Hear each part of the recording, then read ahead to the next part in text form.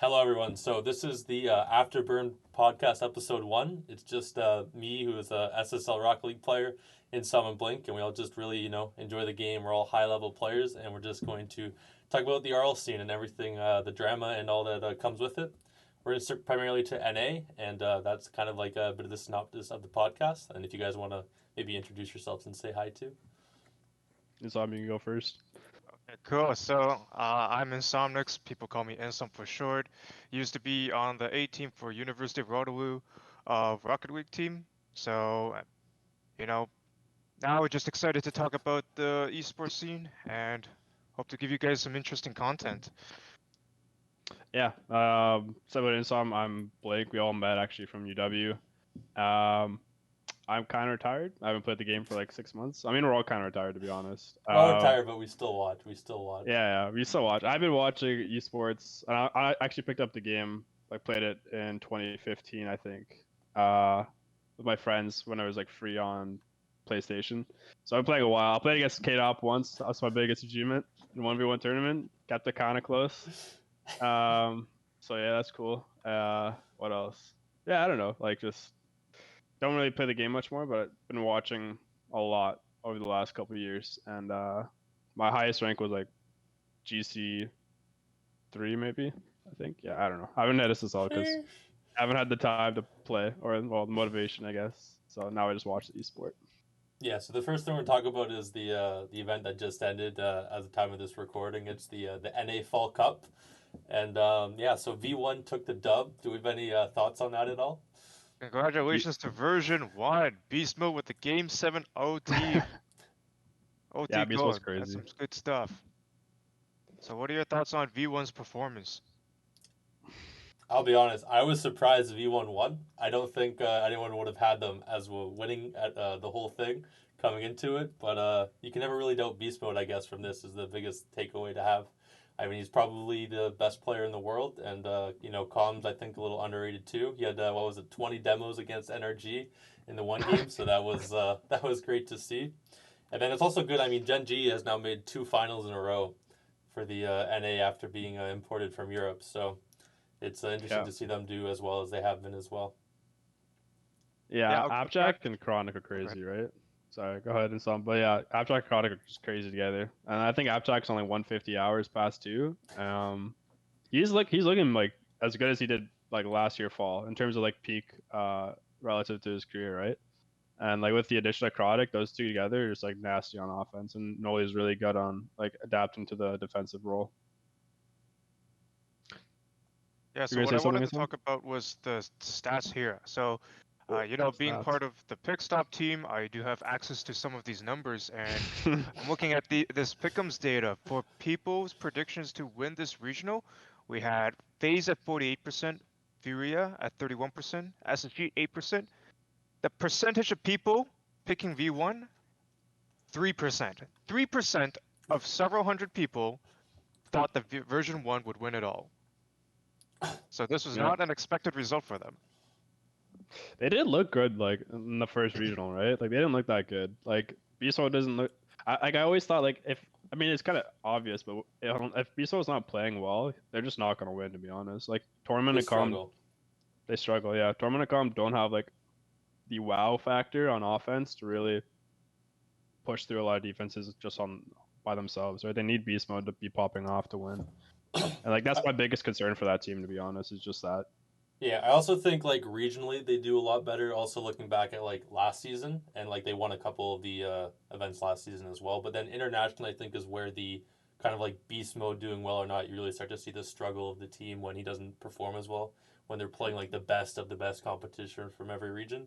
Because like I mean, international last year they always like peaked out at like what was it, top 4, top 6, and they'd always like consistently lose, even if they looked good in the tournament in like day 1 or 2. So I'm glad they won regionally, but it also makes me hold my breath for NA internationally maybe in the future if V1's the one winning all the regionals again. But we'll have to wait and see for that. Yeah, I agree. I think we'll see. I think after this major coming up fall, if V1 and maybe another team in NA or just like V1 and like another team that didn't even make the major, we might see some roster swaps with particularly either like Torment maybe on that team. Even though like defensively he's really great. I just don't know for sure if we're gonna see that team stick together for the whole season. Like that would be one of my teams that I think would probably make a change, as well as Energy. Those are the top like 2 teams I think would probably make changes this season from NA. Yeah, any team that's been together for like over a year is definitely more prone to making a change generally, especially if they're especially when like they're winning or doing exactly. as well. Yeah. Yeah, especially when they're not doing as well. It affects the mental. And then we've seen it from a lot of pros during their interviews when they're not having particularly good results with the team they've been together for. It affects their mental. They start tilting at each other. So that kind of prompts a lot of roster moves. So what did you guys think about the other results in this regional? For example, NRG with the 4-3 over Optic. G2 not even making it to the playoffs, going 2-3 in the Swiss stage. What are your thoughts on that? I'll say I know there was a whole Twitter craze of people like calling out the Swiss format and people wanting it changed just because G2 didn't make top 8, but like let's just be real. I mean, the Swiss format is going to give the teams the most chances to prove that they're there. If they can't beat the top 8 teams, then G2 just wasn't like a top 8 team that regional. I mean, I'm not worried for them overall. I think they'll bounce back fine, but people blaming the format's a little bit of copium there for why G2 wasn't top 8. I'm a little surprised, but I think they'll be fine overall. It's just a little bit of hiccup on one of the days. Yeah, I mean, they ran into Hot Chronic, right? So just rip. I mean, they had 3 chances, right? It's kind of funny too because they're literally 1 goal away, in I guess Furia in the like OT.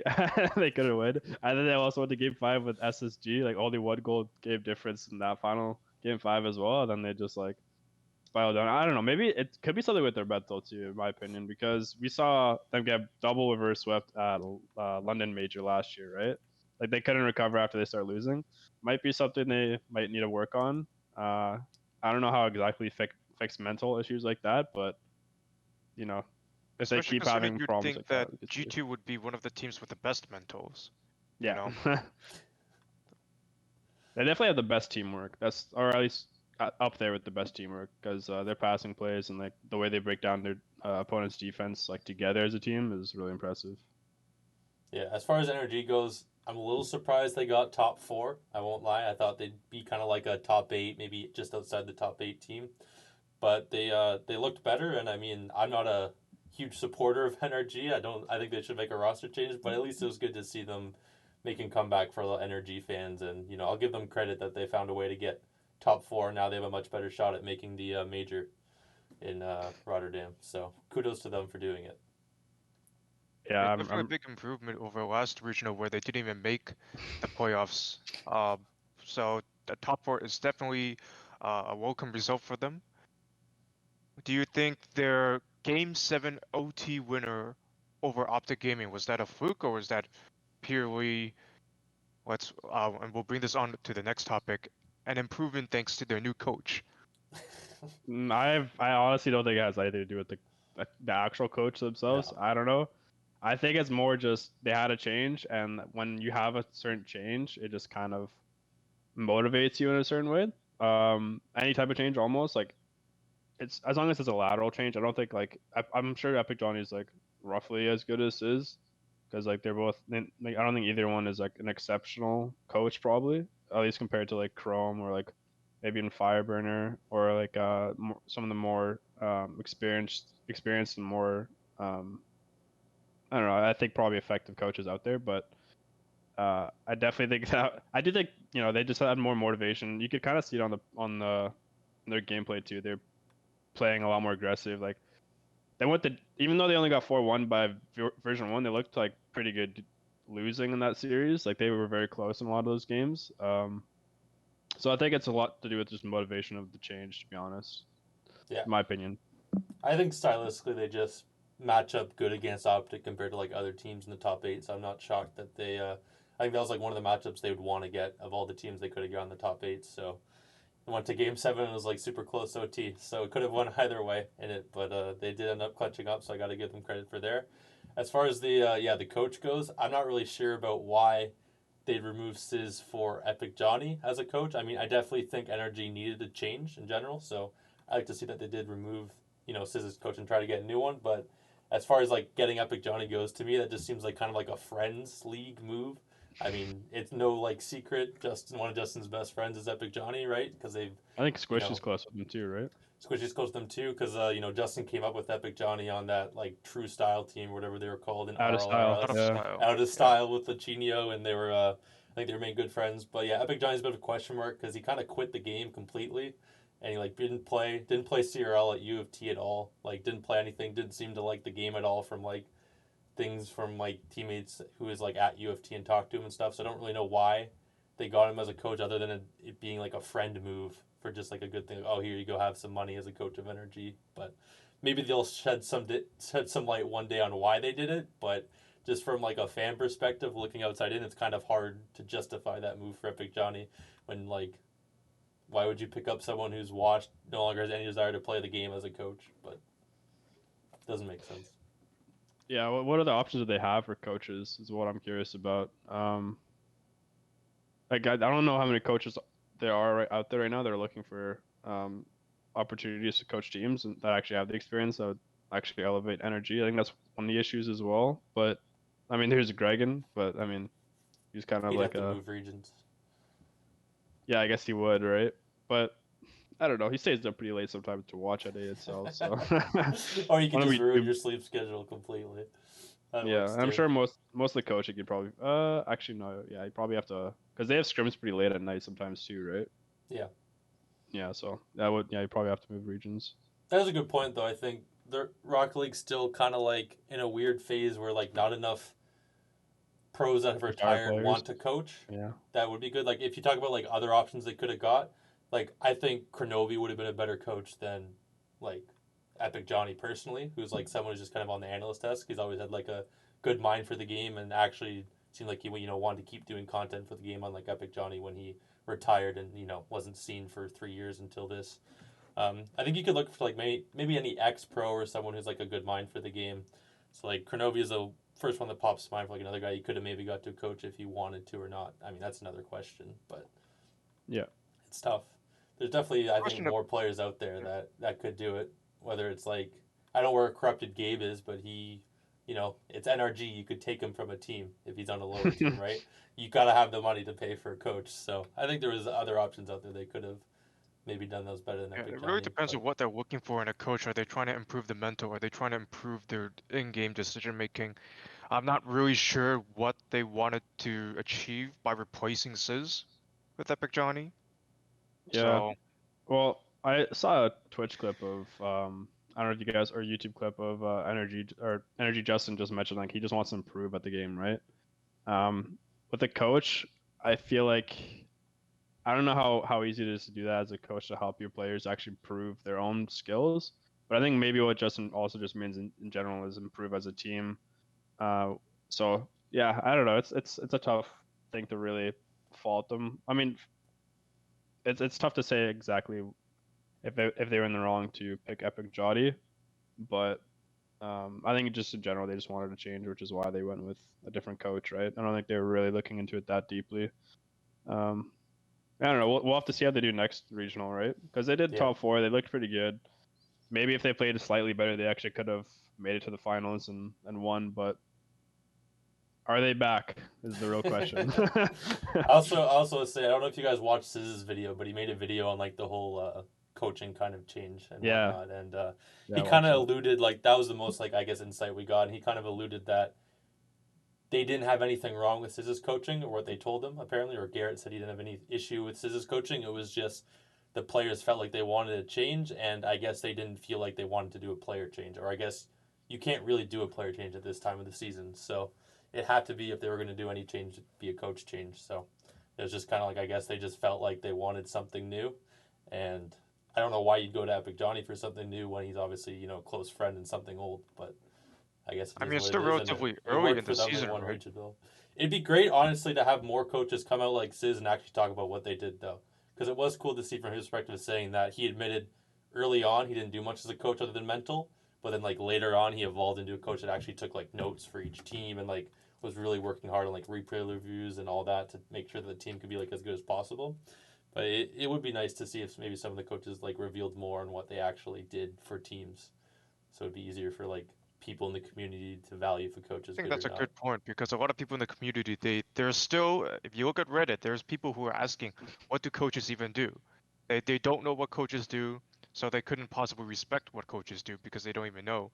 And it seems from the general opinion that people thought Sis was purely just a mental coach. Yeah. Like he was there Well, behind them cheerleader, cheering right? when they scored. Yeah. That's as much as people from the community thought that he did. So this was really good to see from his video explaining the things he did to improve energy.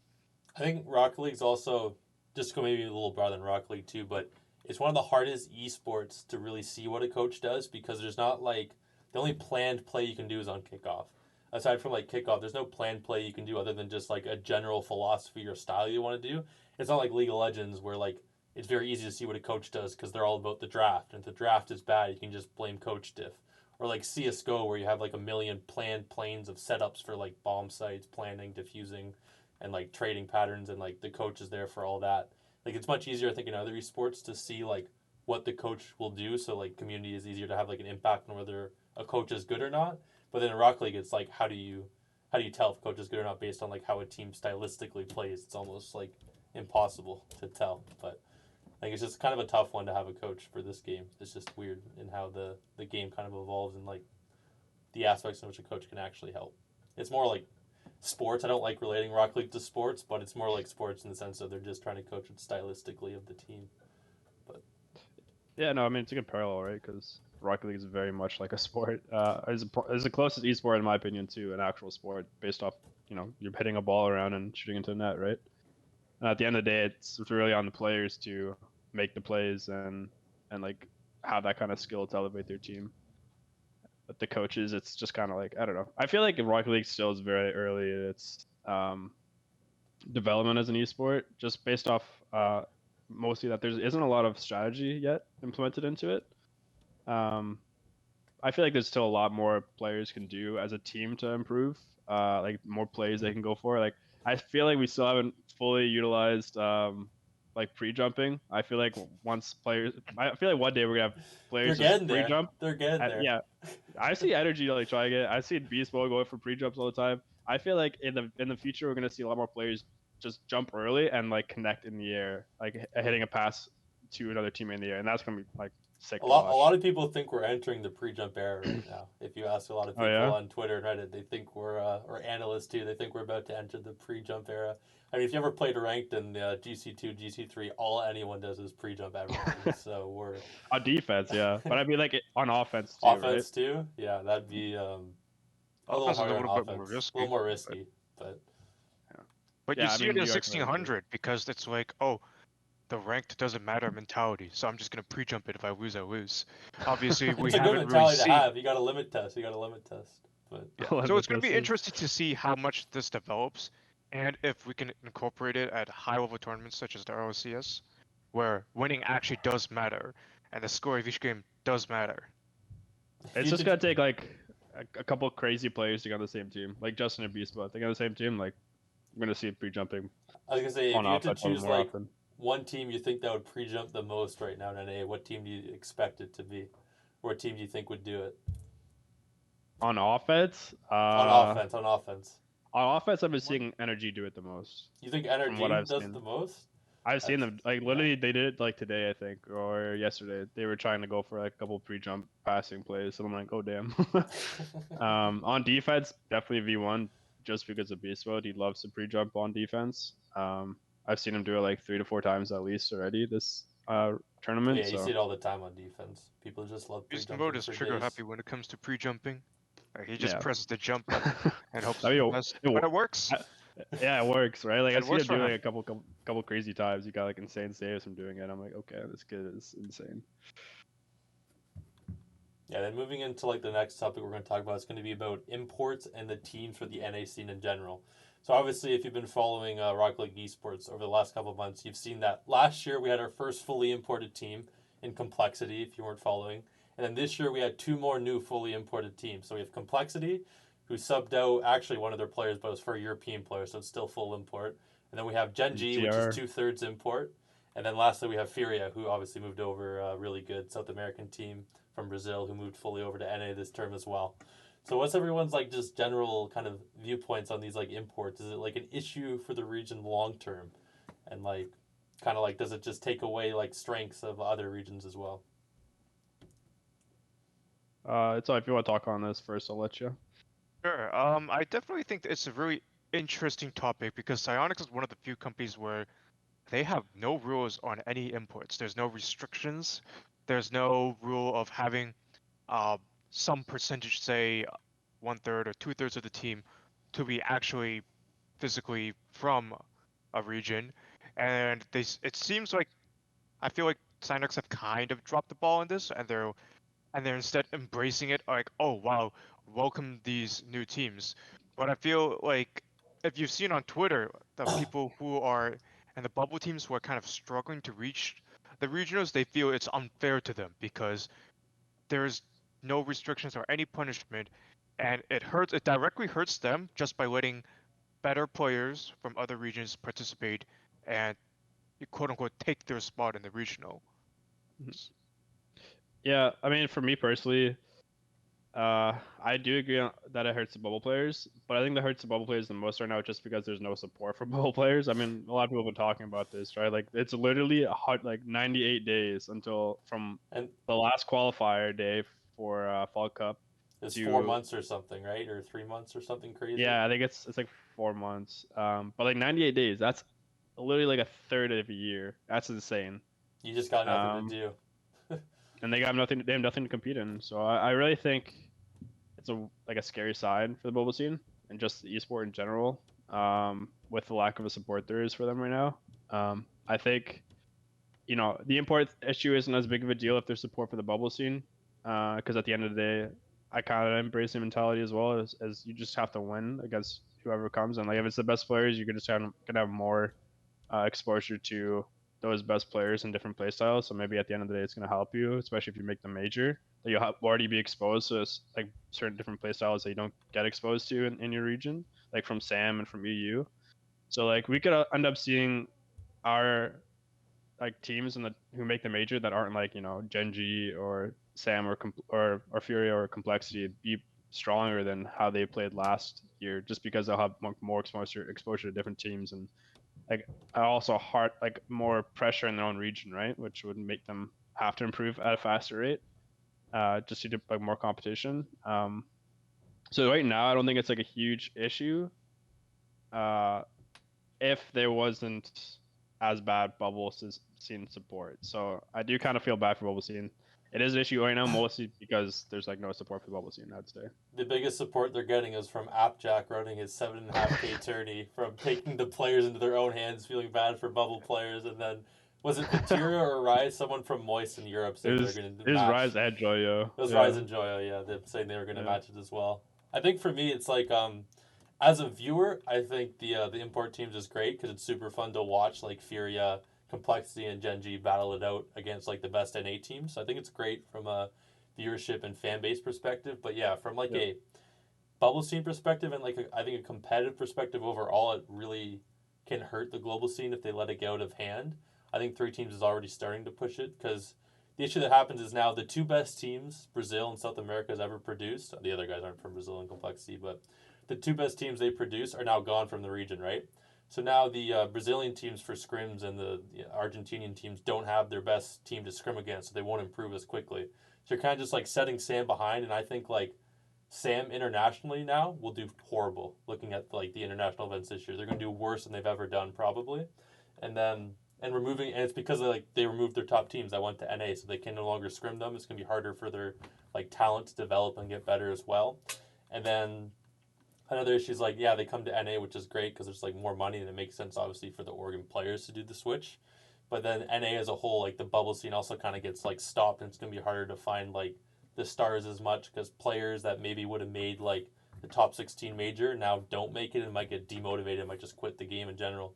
Because a lot of the way like the NA works is like if you haven't made a couple majors before you're like in college, they'll just go to CRL and retire. So like this movement of so many teams coming over might just stint some players that we could have seen go pro from going pro in the long term and just kind of like hurt the development overall, not only in NA but also in like SAM and other regions as well. So That's actually a very interesting point. So we've already covered a couple things with what you discussed. So as a viewer, it's definitely very interesting. I do enjoy watching apparently Jack play against NA teams when normally his YouTube videos are against like EU players. You mean Uh, Ocalid? s- Ocalid, yeah. He can't and farm. the He Middle can't Eastern farm guys, Ocalid anymore. He can't the farm Europe Ocalid and the Middle anymore. Eastern guys. Yeah, too bad. And then the second point is that we will probably see stinted growth in South America now that their two best teams in complexity, Furia, they're no longer representing their region. Yeah, I'm also going to And interject then for 1 second too.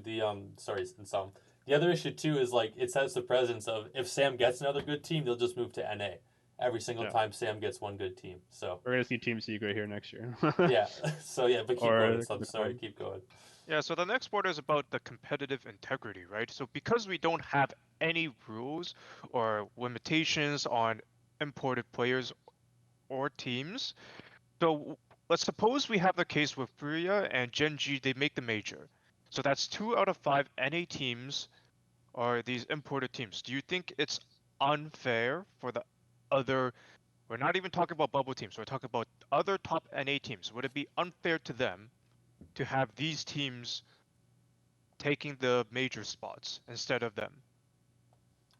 I don't I don't know. think it's unfair at the top. I think the bigger issue is you want to get the best talent at the international majors, and NA is turning into this super region where maybe their top 8 teams are better than the top 2 South American teams, better than the top, the bottom of the European region as well. So like when you just import all these teams, you're not sending the best international teams from every region anymore because they're all just like joining just one region. I think that's more of the issue of like Sam's best 2 teams now, maybe only one of them goes instead of like the 2 obviously would have went.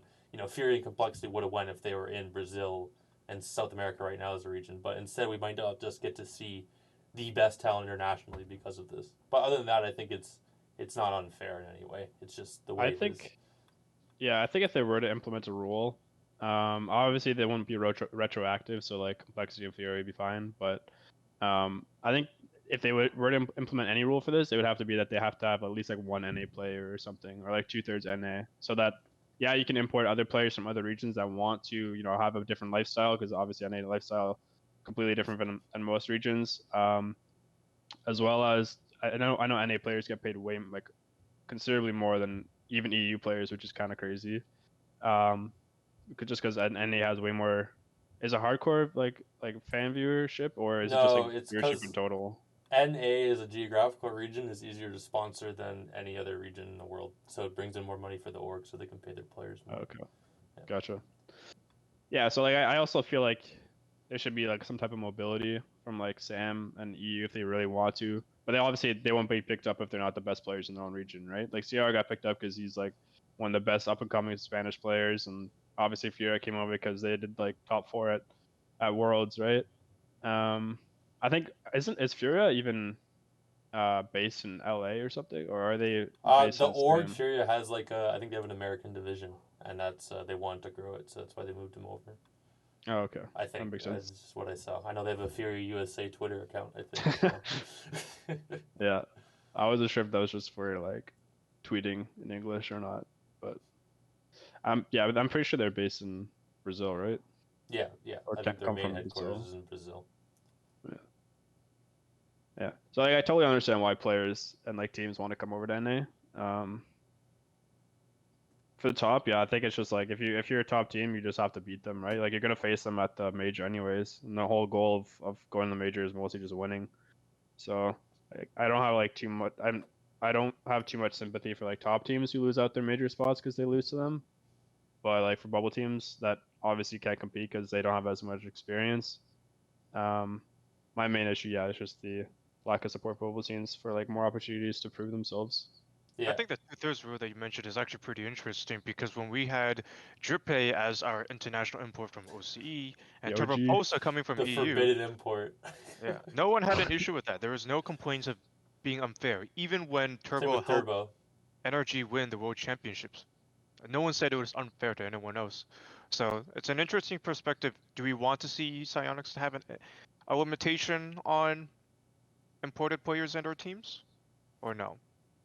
I think the other thing people don't realize is when they say, "Oh, these bubble teams should just be good enough to compete with these top teams," is these top like import teams that are getting over.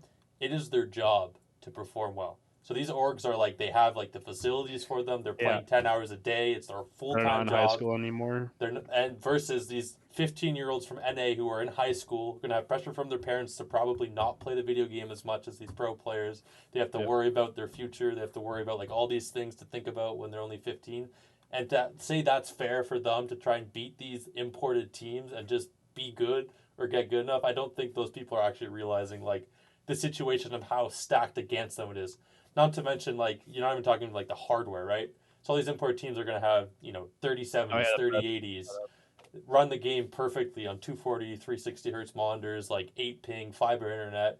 And then you might be facing like Wellis, who's like on a farm, 80 ping, like legs every other like minute, right? So it's just like, I don't think people are, and it's running on like a 1060 fucking GTI or whatever. You guys saw the two-piece tweet? Yeah, the two-piece tweet's a good example of that. Like the He's org only got him a 1050. graphics card, right? The org got him a graphics card. So it's just like I don't think people realize sometimes the inherent disadvantage. It's like it's not fair to compare like an org team to like an up and coming NA team and expect them to just be good enough when there's like so much against them. But yeah, I don't know about the rule thing. If Psyonix should implement something. Like I said, if they do implement it, I think it should just be based off the players. Like have at least one player from NA. Because I think having Genji actually come over might be better for almost improve the bubble scene because they're showing that NA teams should definitely take more chances on bubble players, right? Like Chronic, he definitely should have been on a team like way earlier than 100%. Than like Genji picking him up. Like he was obviously super talented. He was doing like crazy in ones. He had like history of winning multiple ESL monthlies with like Daniel and two piece, like two piece too, right? Like he should be on a. I think SR is a good start for him, but the more teams in that like 8th to 12th range, the ones that aren't making majors, have to take more chances on these up and coming like players that they're seeing ranked that are like crushing them. Because like the main thing that are holding those players back isn't is mostly skill. just they have the skill. They just need to learn how to play threes. And if you already have like two really talented threes players like Noli and Appjack who are there to teach you and help you, obviously these players are going to shine very bright and like learn and threes and pick it up a lot quicker like Chronic, right? Like Chronic, obviously, like a lot of people are already saying he's the best player on Gen G right now. Like him and Appjack are insane on offense together. Yeah, it's part of the issue we could talk about more in depth later, but like the way to go pro in NA is like people generally they're skilled enough, but they get hold back by like they didn't make the right friends or they didn't have the right connections to go pro versus like they're definitely skilled enough to go pro, they just didn't have the right like connections or friends to go pro, which is a bit of an issue where like I think it's still like a bit of the same in Europe, but Europe seems to be a little more like the people will base it on like performance a little more than like friendship, and then NA is kind of more like friendship based. But yeah, that's just like that's why EU teams will actually take on a more of a risk by taking on someone who has probably not as many good RLCS results, and we see it again with Gen G, where Chronic. We know he's a skilled player. He's a skilled 1v1 and 2v2 player. He's never had any notable RLCS results, and yet Nolly and Abjack gave him a chance, and suddenly we have back-to-back top 2 finishes in NA. yeah. I mean, he didn't have no RLCS results, but definitely like his best results on a team called literally the Randoms. So yeah, yes, he didn't have many results for sure. I don't know. Like even like players like right now that are on like full mobile teams like Stealth, like Knight, like Drewy. obviously these players, Drew, like these they make some mistakes on defense a lot, right? And like they have a lot of things they could improve on. But just seeing some of the stuff they do on offense, especially, it's just insane. Like I saw Knight read some crazy thing off the backboard when he was like super close to it, and someone nailed it in the net. Like I've seen him even play rank sometimes with Justin, and like he's insane. He makes insane plays, and I just wish more. Yeah, I just wish more players or more like top players would take more chances on those up and coming players in NA, because I think that's the main thing that separates EU from NA right now, and why it seems like they have so many better players. It's just because they actually take chances on those players that should be at the top right now, right? Yeah, I think there's a lot of players in NA who mechanically are like absolutely cracked and better than a lot of the pros, but just don't have the shot, so you'll never like know or see it. Like Knight probably has equal, if not better, mechanics than a lot of the pros do right now on like the top 10 NA teams. But Yeah. it's just like Well, he hasn't ever been given a chance. So let's talk a little about the converse, where we have Xset benching their supposedly up-and-comer mechanical genius Evoh Evoh. and keeping Yeah. Rapid on the team as a starter. What are your guys' thoughts on that? So my whole thing is like, if anyone keeps up with Rapid on Twitter, he just seems like, I don't know, this guy gets so many chances, and if you like go back and actually look at his career, even from the start, he like I don't think he ever made an RLRS through quals. I think he always failed to make it, and he had like teams with like Pluto, and like he's given all these chances and always like failed to make it. He's just been like kind of a choker throughout in his entire career. He's like a couple good results when beast mode, one of like clearly now the best players ever, obviously carried him completely. So it just seems to me like I don't know why people really keep giving this guy a chance at orgs and stuff and expect like a different result. Like if Xset or who is he on Xset? Whatever org he's on. No, Xset right now, yeah. If they were on Smart, I think they would have like kept Evoh and been like, oh maybe Rapid's the issue. And it's not even mentioning like if you go look at like past teammates, Beast Mode left his team for a reason. And he actually said that he left to go basketball IRL. It just seemed like he just didn't want to team with Rapid anymore because of the environment. So came back 2 months later. Yeah, he came back 2 months later. I mean, there's obviously something off with this guy, and like obviously he has a bad past with all the like scamming and stuff too. So I just don't know why people keep giving him like chances and expect something different. But it's crazy to me. It's crazy. It is weird too, though, because I have seen Evoh play really well, but I've also seen him like troll a lot. That might be just because he's playing with Arsenal. I don't know. He might be slightly overhyped, but maybe not because obviously he got kicked off Xset.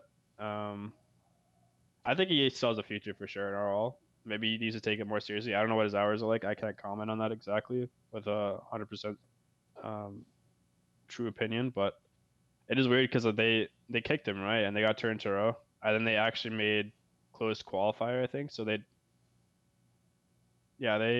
got like they went 0-3 in closed qualifier for the first and fall open, and then they made it back to closed qualifier for fall cup, but they won one series, so they did improve slightly. Improvement. It was a 3-2 they won as well. So yeah, I don't know. That's a weird team. It's weird. The weirdest thing actually to me is Percy, because he actually looked really good at the season X before, first couple of splits, and then like I don't know how he's like obviously he's not as crazy as Beast with to carry a team like that, but just I think it's got to be something with comms or communication, and maybe they just shut down on communication once they start losing or something. I have no idea.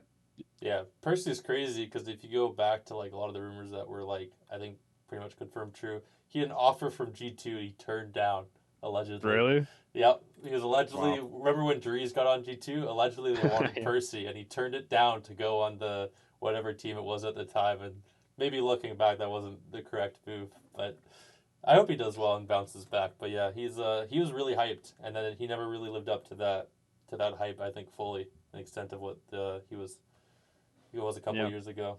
And then I have a story about Evoh for the taking it seriously versus troll. This was like about a year ago, but when I would play ranked, I'd get him a lot in twos, and I think the funniest one was I queued up with him once. I was against him. He had a guy called KX on his team.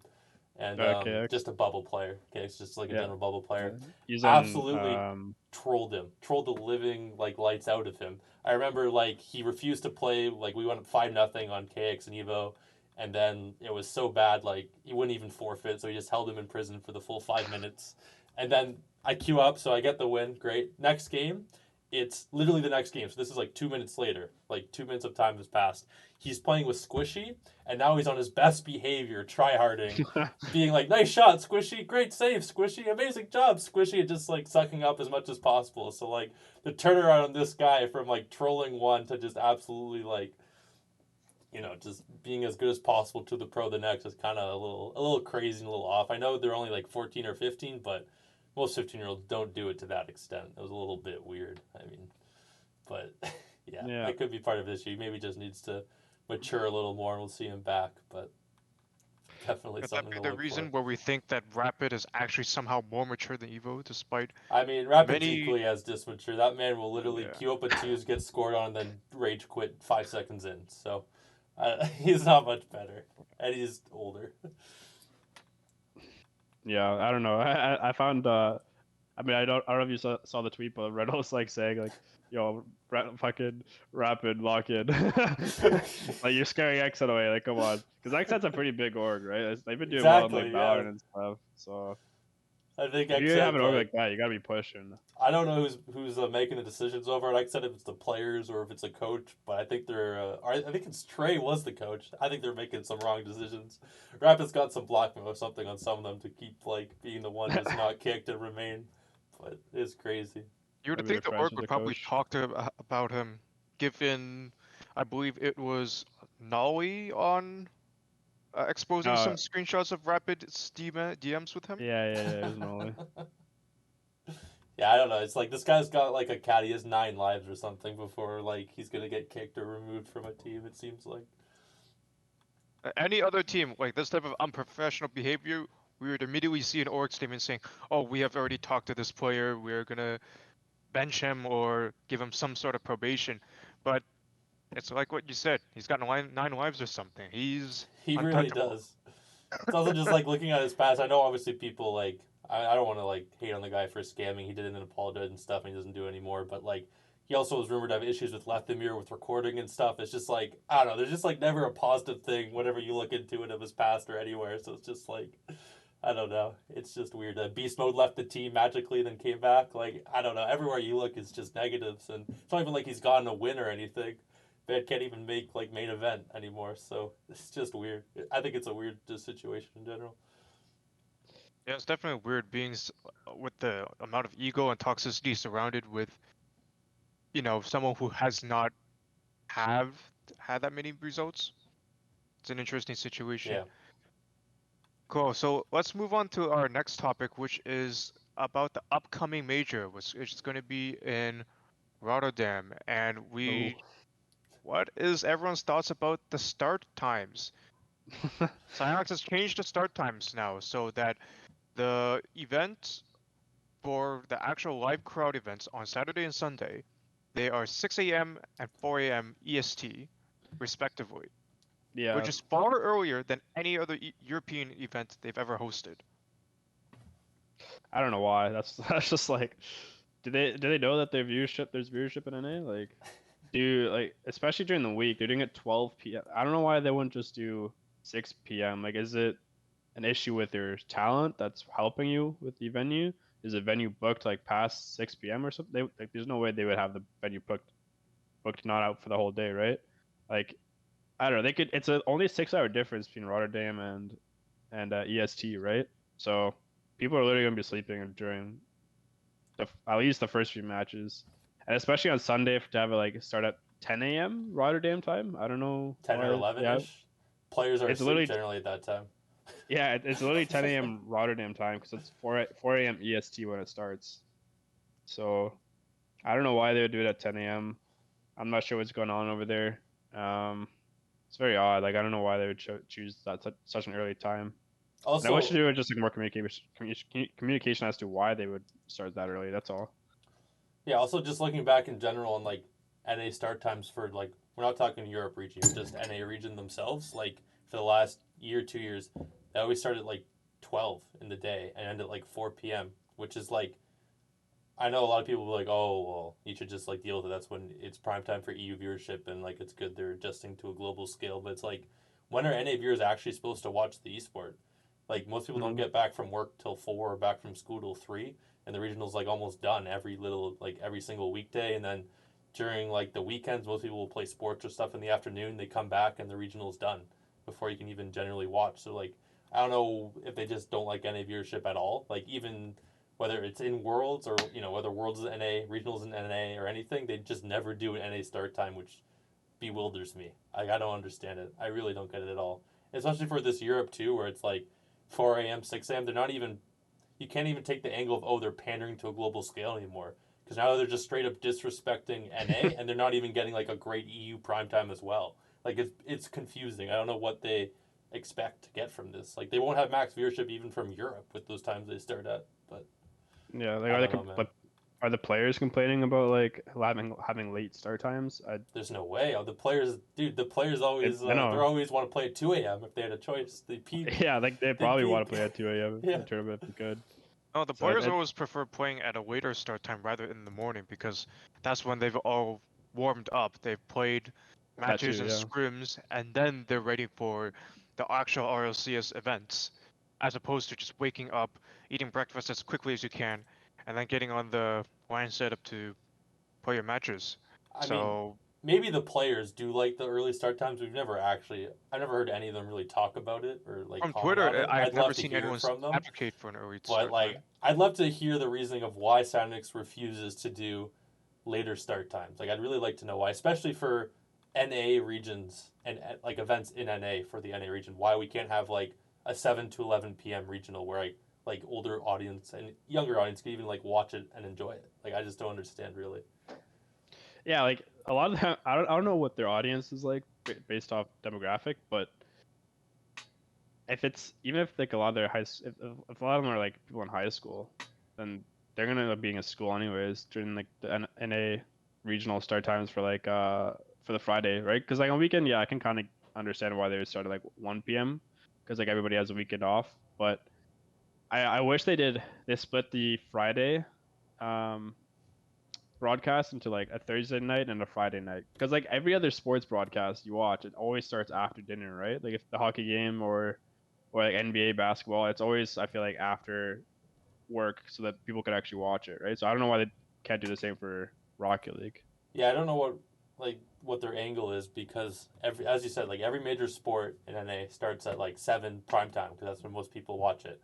And even other esports in North America do the same. They start at like 4 p.m. and they go to like 11 p.m. So they'll cover like the prime time of NA, like whether it's League or CS:GO or whatever. When it's in NA, they do like NA prime times, even if they lose some viewership. But I don't really understand why Rocket League is different.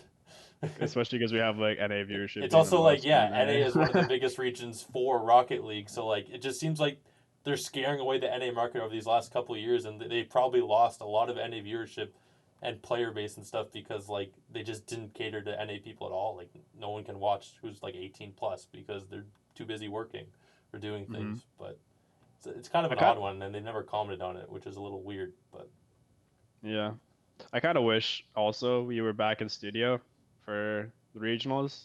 Yeah, because I don't know if you guys remember, like League play, we used to have everybody in the studio, and it'd be like, yeah, it was really cool. We'd have like in studio like graphics at the back showing like the leaderboards. Analyst desk too, with everyone on it. Yeah, analyst desk. They would be actual in person, and you kind of lose a little bit of that.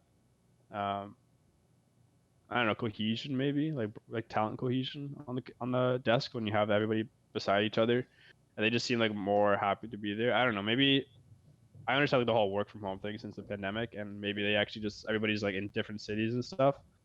But if they have the budget, which is always a weird topic with Psyonix, because who knows what their budget is. No one knows their budget, how much they're making, or like anything. It seems like no one's really sure. Yeah, but I know like they could definitely level up their broadcast if they wanted to, just by going back in studio, shifting their times to like Thursday night and Friday nights for like day one of these regionals where you have 30 matches played. They could definitely do like the first 2 rounds on day one, or maybe first 3 rounds on day one, and then the last 2 rounds on Friday, and then like do Saturday, Sunday still for the last like the playoff bracket. I don't know. And then also like freshen things up for viewers, right? Yeah.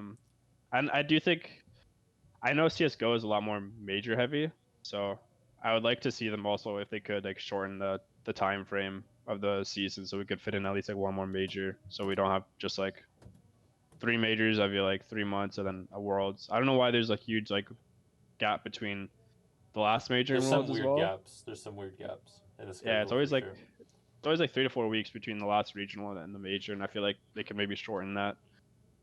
If they had like a better, I don't know what's holding them back from shortening that, I have a weird idea, but this is one thing I thought about, and I think I kind of got it off something I saw on Twitter.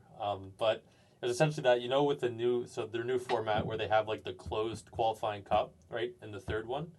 Yeah, the My invitation. my hot taker, if they had the budget, I think this would be a cool way to incorporate like the old studio feel into like this new format and make it work. Is for that third tournament in each like split, so spring, winter, fall, or whatever. They should make that like closed cup a LAN in the specific region, at least for the major regions. For NA and That'd Europe, be so much money they though. should make it like maybe not a LAN. They should have a studio and have everyone played in the studio then. For like Europe and North America, they should have like they do it in like League of Legends where they have like a studio and like the other games as well. So then they could just go to that studio every time, and then it'd be like LAN. So it also like kind of like more have the best teams qualify, so internet isn't as big of an issue too. It'd also be more competitively fair and integrity to send the best teams to each major as well. So I think it'd be just, if they had the money, a great idea overall, because you could get the analysts kind of feel back for the major regions, have like a LAN in a studio, and it also like I think it would just be great overall. Obviously, it would cost a lot of money set up, but it's more of like a initial cost thing, because then once you have the studio, you'd have it for like every year. But yeah, it seems like there's a lot of upfront cost with that. It's just weird because we have people claiming that our esport is tier 1, and yet we are saying that it would cost too much, it would be too expensive for Psyonix to implement. So how can we claim that the esport is a tier 1 or even a tier quote unquote 1.5? And now the other issue is that in terms of we're talking about NA, like we are only talking about North American East Coast population. So ever since moving to the Pacific Coast, watching these regionals has been basically, I would say, like you don't even watch it live anymore, infeasible, right? Because for the regional, the actual regional, by the time I get home from work on Friday night, half the teams are eliminated. So why would I have the motivation to watch the remaining matches of the regional if I'm not as invested anymore? I didn't watch the initial part. I didn't see the teams making it past the Swiss stage, which would, in theory, prompt me to watch more of it. And this is coming from someone who's watched every single ROCS regional. You have? Since season 2, from season 2 to season 9, I watched he's a everyone. I watched every DreamHack, all the DreamHacks, all the E-Leagues, all the Neuroleagues. Like, this is coming from an absolute hardcore fan, and yet I feel myself losing interest because as I'm getting used to not watching more ROCS, I don't really feel the need to tune in anymore. To me, it seems like Psyonix has just given a big middle finger to every single 18+ North American viewer, like in general, because it's really hard to follow if you're 18+. It seems like they've done their demographics or whatever, or for whatever reason they think they have no 18+ fans in North America, and they don't care about them at all for like timing or viewership. Or even if you were a player, imagine trying to play in a qualifier that started at 12 and you had a part-time job or were in school. Like, you couldn't. It'd be impossible. So it's just kind of weird to me that they've just I mean, just doesn't make sense because it feels like who exactly are they catering this time zone to be, right? For example, if you're a European player, you have a European tournament, and the times all cater to European players, I could understand that. But that is not the case for North American events, where the North American timings is not suitable for local time. It caters for example, to high school and elementary school students. Is though it kind of caters to. It doesn't even fully cater to them. I guess that's possible, right? And like in Europe though, not even like NA. And Europe, and it caters to a different region. It caters to primary and high school students kind of, and a different region for North America, which is so odd. It's just weird to me. It is really odd. Like, for example, if you have a League of Legends World Championship in South Korea, and all the times are South Korean local time, I can understand that. Yeah. But I don't understand Psyonix's reasoning for this. Because League just did Worlds in NA, or it's going on right now. Their start time is for NA, and they've stated, or like it's known, they lost viewership because they did NA times because their major player base is in China and Korea. Like, that's where the game's the biggest. But they did it because it's in NA, and you just do it on NA times when you're in NA because you're trying to at least maybe revive that region a bit or whatever, or at least like give that fan base some hope, right? Like, I don't think there's a bigger issue than going to a region, and then if you're a fan in that region, and then being like, okay, but we're going to do it at 1 p.m. That's just like... we're going to do it at 10 a.m. on a Sunday. Yeah, like, that's so dumb. Like, it's such a weird experience as a viewer to have that if you're from that region. Like, it puts you off to not want to watch anymore. It's just like, why would I follow something when the Yeah. company clearly doesn't care to cater to me. But So is Psyonix trying to cater to a European viewer for an they NA have regional? to do. But then It's these either Amsterdam that- times are weird. So I feel like it's either that or it's just like certain people just don't want to work past like 6. They want to have that like could be it. That could be it. and, like, Don't they're put it by Psyonix. yeah, that's my thinking right now. Is they're just like, maybe we just like do 10 Maybe it's cheaper. a.m. or I don't know. yeah, maybe they're like, oh, we can't pay our budget or can't pay our staff to like work later. Yeah. Like, It'd who be knows what it is? I inconvenient wish to them. they'd say it at least or give a reason. Like, it's just weird. That's a good Yeah. one, though, Blink. It could be maybe they just don't want to, maybe they want their evenings off, the people that work. Yeah. Like, I wouldn't put it past me because, I mean, I was in the Collegiate Rocket League and I didn't get paid for 2 years for some of my payments. And every time we asked the admin was on vacation. So, or like the Psyonix person, he was always on vacation when we'd ask about it. So, I don't know. Yeah, I wouldn't put it past me if the people just didn't want to work in the evenings. I mean, we can only theorize, right? Because they've never made a comment on it or cared to even address it. But Yeah, they have some weird finance people working for them. I don't know who's handling their budget, but Yes, could do better. transparency is definitely a big issue for Psyonix. For example, let's talk about recently on Twitter we had several casters and analysts, so especially we gotta. This is your segment. We're scheduling into Yeah. Insomnix Cringe Tweets. This is our segment on our Yeah, podcast. exactly. Insomnix and his cringe tweets.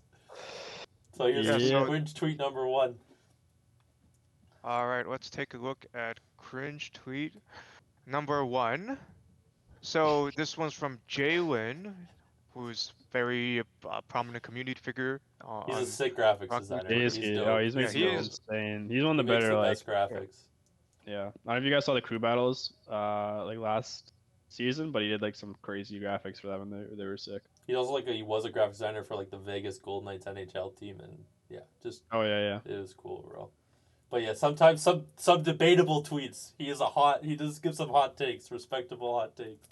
But yeah, go. No, what he's- is- he actually gives does some do hot hot takes. I takes. would agree. yeah, He's not like PR. He does do hot takes. I think that's because he's a contractor. He's not. I love it. Psyonix. That's I love why. it though. But yeah, you can go away. Read the first cringe tweet. All right, let's read this tweet for you guys. So, haven't seen a lot of discussion about this, but it seems like #ROCS and a handful of CRL B team talent have been let go recently on short notice and without warning. Does that raise any concerns for anyone else? And we already seen that one of the most prominent casters that have been let go was Gregan, and there's been a lot of drama because, to give you some context, as well as for the viewers, Gregan recently posted a statement explaining his side and saying that he thought he had a guaranteed job with Psyonix. He's turned down multiple offers from other tournament coaching roles, organizers right? and other casting gigs because he thought that he was going to be confirmed with Psyonix and casting ROCS. And then he was suddenly let go, right at the start of the season, with absolutely no notice in advance, no reasoning whatsoever, not even a thank you from the Rocket League esports Twitter saying, thanks to Gregan for, being with us and casting these matches and being part of the community. Just nothing. He's just cut off. So that's the context. What do you guys think about that? So yeah, the cringe part of this tweet is on the Psyonix, not on the guy who's tweeting it. Yeah. But I'm not Jalen. but yeah, so it's definitely I think an issue because Psyonix has always claimed that they have the best casting team in all of esports, the entirety of esports, and that they're the nicest to them and treat them the best with the best quality. And I think there's just so many examples of them not doing that. It's kind of such a red flag that they keep trying to say they are, and then their actions speak otherwise. Because imagine thinking you had a job and then you don't last minute, and this also happened to the CRL casters as well, and it's just kind of weird to me. Lawler's another one that happened to. I think it also happened to who was the other host, Axel Toss or something. But Oh yeah. Axel Yeah. Toss. And then did Final Carpet just leave? He didn't get. I think axed, Final right? He Carpet just left. He just left. He Yeah. had better He might have just offers left. elsewhere. Yeah, I don't even know what he's up to though. he did Anyways, Fortnite or something. I don't know. did he? Yeah. He was good. He was one of the better Yeah, casters. He was a talented caster, but it's just weird that we don't get any insight or any explanation into this, and it's especially disrespectful to these casters who they're basically supporting your esport, and you just cut them off without saying anything. and without any explanation to the community, who is now enraged because of their support for these casters, and they think it's just plain unfair. And Greg is definitely the most prominent one because while the other ones are like, oh, they were probably not as good as your main broadcast casters, and I even agree. I disagree with that too, though. well, that's the idea. It's like, oh, there might have been some budgeting reasons for this, but Greg, on the other hand, is heavily respected. He's a really hard worker, and he's arguably one of the best casters that we have. So hence the big discussion on that. Yeah, that's weird, right? Because he was like definitely the best analyst they had on the desk, especially with the most experience, having like coached for Vitality and I think Gillis shortly. But they also asked Spaceman, I think, right? And like in my opinion, Spaceman, he was Spaceman was good. He was one of the best casters they had. Like I know like he had some like questionable callings and like one of the things, but he apologized for it quickly. But he's like the most fun caster to like listen to in my opinion, or at least one of the like most fun casters to listen to in my opinion. And like I think it's definitely they had way too many casters last season, and their budget just they didn't make as much money as they thought, or they went over budget on markets costs in a from last recession season. In general. Everyone's making cuts too right now, so that's true as well. Yeah. So I'll probably not think as many sponsors for like this season because of that too. So like a lot of companies. The problem isn't about as much as the action as much as it's about transparency and explaining the reasoning for this, such that everyone would understand instead of having a ton of outrage and then Psyonix just saying nothing about it, pretending nothing happened. They've always transparently been a bad company, and I don't know why people expect differently. Whether it's been with esport orgs and all the esport orgs had to write a letter to them, or with letting off casters last minute, Psyonix has never been a good transparent company. They've always been bad at communication, whether it's to players or anything at every level, and for some reason they just never take accountability for it. But it is what it is. I mean, it's like everyone loves the game, so it's unfortunate. It's the way it is, but people thought signing with Epic would make it better. It didn't. So it is. It's just kind of the reality of the situation of working with Psyonix. Yeah, I think they like the next tweet whenever you guys are ready. So actually, if we could talk a little bit more about it too, just quickly. Go ahead.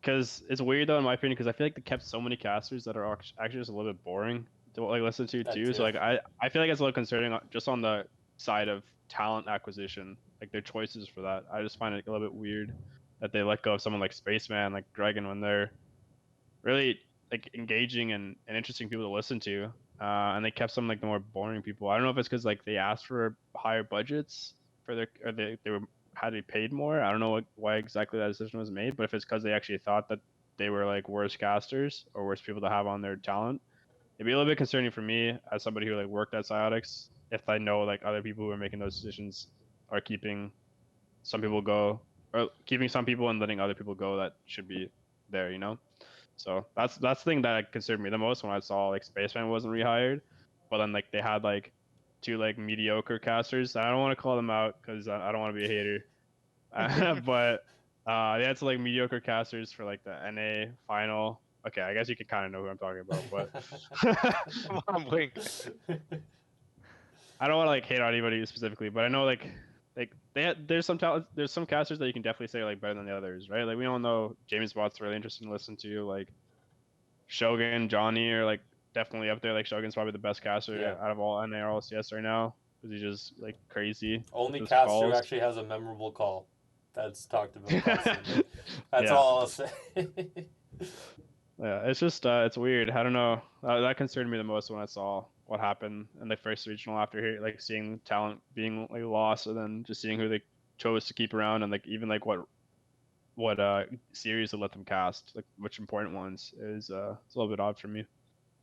Yeah, I would agree. Definitely, the decision making is a little bit questionable, and definitely if I was someone who is looking into trying to get a casting position, I'd be a lot more wary about signing a contract with Psyonix, who's now have a bad history of, mistreating their I wouldn't even say employees because they're not employees of Psyonix. Contractors, they're contractors. Just bad communication. That's why they're able to just. They don't mistreat them. It's just bad communication of like renewing contracts. Yep. Yeah, fair enough. Cool. So I'll move on to the next tweet. So this is one of the deleted tweets by Skylar RL. So he says, "Good job at Rocket League. This is literally impossible to freestyle, especially when dashing, plus I can't even win while tryharding. You guys put me against opponents miles better than me. Every freestyle will quit." And he's attached a video of him trying to do freestyles and getting instantly challenged in the air. So the context of this tweet is that it comes after a wave of Psyonix permanently banning freestyles. Not permanently, no. Oh, it's not permanent? Month ban. Oh, it's a Imagine it was 1 month ban. permanent. Not permanent. Just not like, permanent. God. There was a 1 month ban of freestylers who've intentionally deranked their casual matches to 100 to 200 Silver MMR. MMR. Yeah, so equivalent of silver players who are new to the game, and the explanation of Psyonix, interestingly, Psyonix actually did give an explanation of why they did this, was that these players were not only deranking their MMR, they were forcing other low-level players to stay within the match, sometimes dragging overtimes to 5 minutes before they finally hit their clip.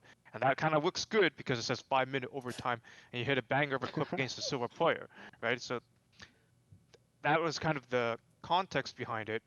And or they'd just be up and forfeit. Yeah. They did that too. Like the freestylers. I mean, you can keep this quick. I think they signed a terms of service that they violated, and for some reason they're mad they're getting banned for going against a contract they signed to play the game. So but they didn't read it, so yeah, they didn't read it. Yeah, so how would they know? How would they know? They just clicked "I accept the terms and conditions," and then when they violate the terms and conditions, they're mad.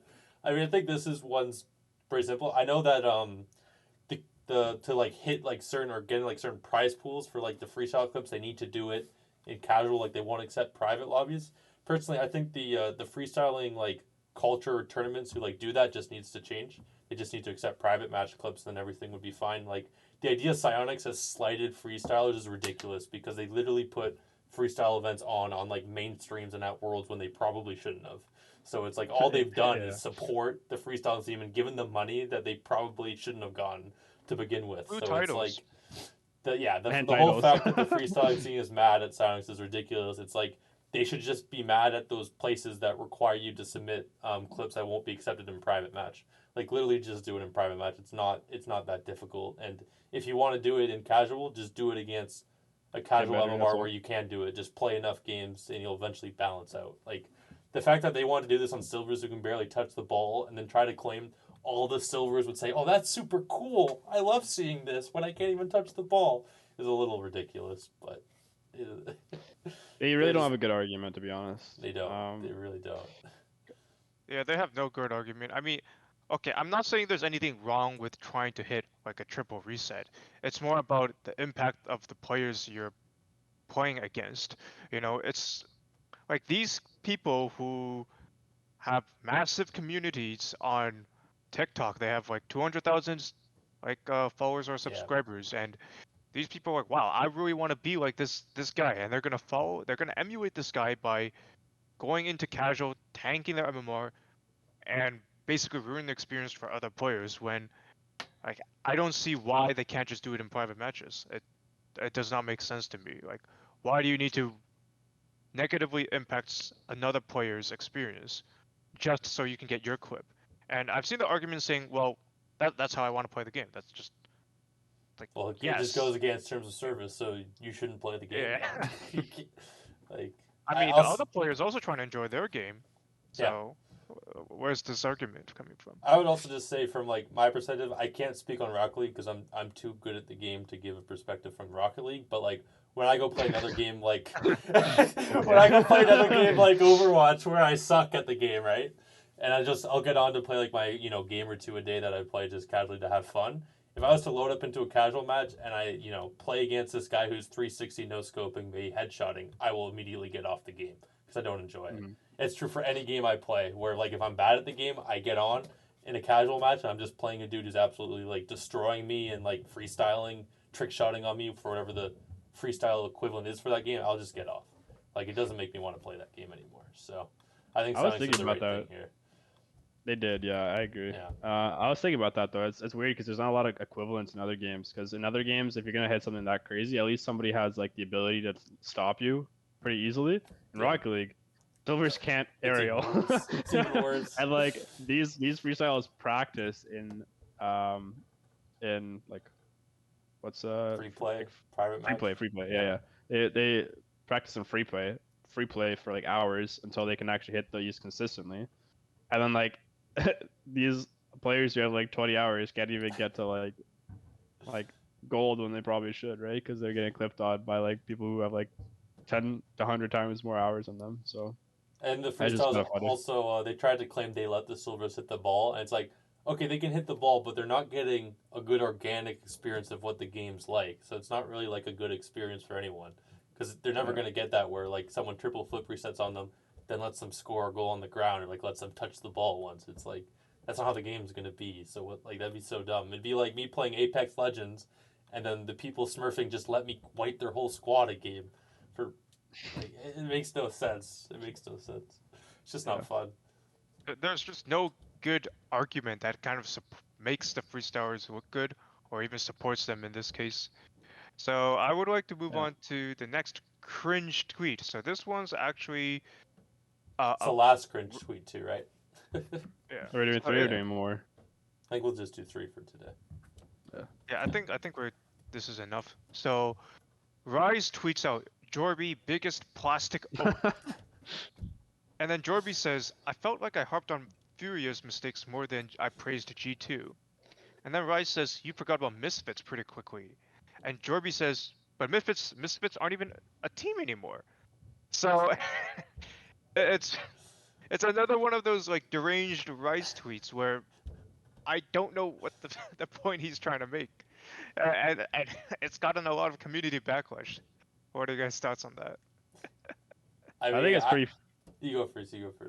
Yeah, I think it's pretty funny that nobody really knew what he meant to begin with. I mean, anybody who's not from NA was like, "What's a plastic coat?"